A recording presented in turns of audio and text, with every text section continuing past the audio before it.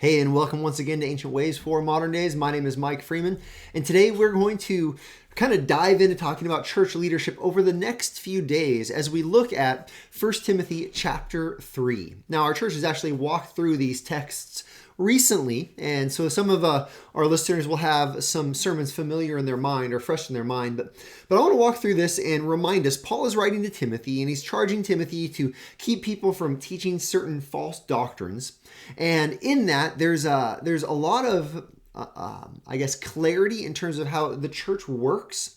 And really what Timothy is meant to do as he raises up men to be elders within the church so that the church is doctrinally protected and sound and faithful. So let's jump in. And today we're only going to look at one verse. It might be a little bit shorter, but it's an important verse.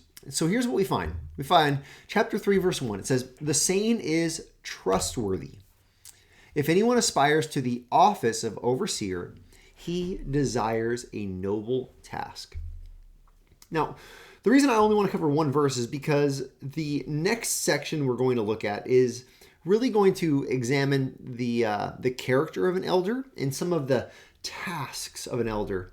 But before we get to any of that, it's so important that we remember in the church that an elder, their role is not to have this title and this prestige and this position. Their job, their goal is not to have everyone looking at them as like, oh, you're somebody, or look how important you are. Rather, this text starts with this encouragement, this teaching. It says, the saying is trustworthy. If anyone aspires to the office of overseer, he desires a noble task. Now that word aspire is the idea of anyone stretches out for, if they're stretching out toward, there's a goal that they're attempting to achieve, and it requires effort. It requires work. They want the office. They want the position. This is the position of an overseer or an elder. I would call this the pastors of a church. This is their position. If they want that, if they aspire to it, if they stretch for it, this means it doesn't just come naturally. It's not just an easy gig. It's something they work for.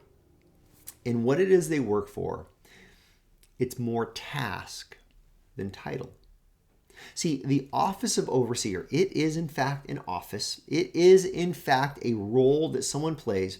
There is a position that goes with it, but it's a position that is known for the work that it accomplishes. It's about the work. And we must remember this. We must keep this in mind regularly, because when we forget this and we start aiming at a position rather than aiming at the work, we no longer are leading the way Jesus calls us to lead. I mean, just take, for example, Mark chapter 10, when there's some kind of disciples, a little bit of a mix-up among the disciples as they're desiring positions of authority and of leadership. And Jesus admonishes them, and he says, you know how the Gentiles, the rulers in the Gentiles, how they lord over those they lead. They use their leadership position for their own benefit rather than serving those who they are charged with having responsibility for. He says, the world lords it over people. And Jesus says, but it shall not be so among you. He says, instead, the first must become a servant, and the greatest is the slave. He says, this is biblical leadership. This is leadership within the church. We're not looking at self-promoters who are influencers so they can get tons of followers for their own ego or their own position. No.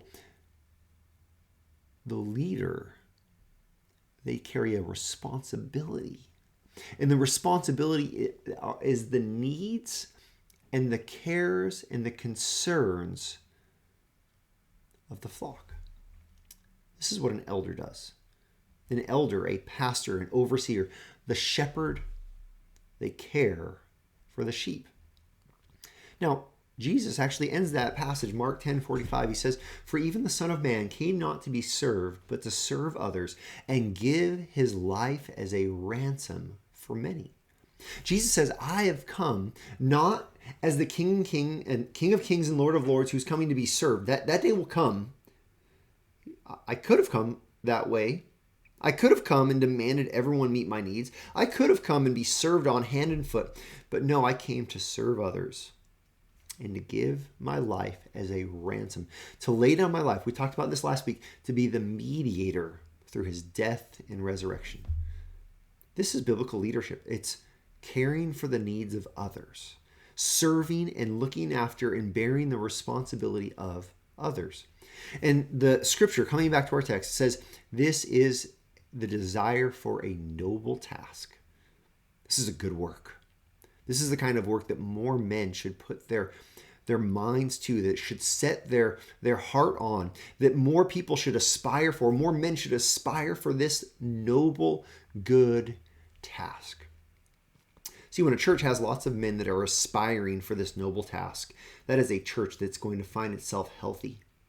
Because the men, they lead courageously, they take responsibility, they're not passive, they care for the needs of the church. I want to encourage you in your church to pray for this, to pray that there would be more men that do this. Maybe you are a man, a young man, an old man. Pray that the Lord would give you that desire, that you would aspire for the office of overseer, of elder, and that you would be willing to do the work to accomplish the noble task. And this is our ancient way for our modern day.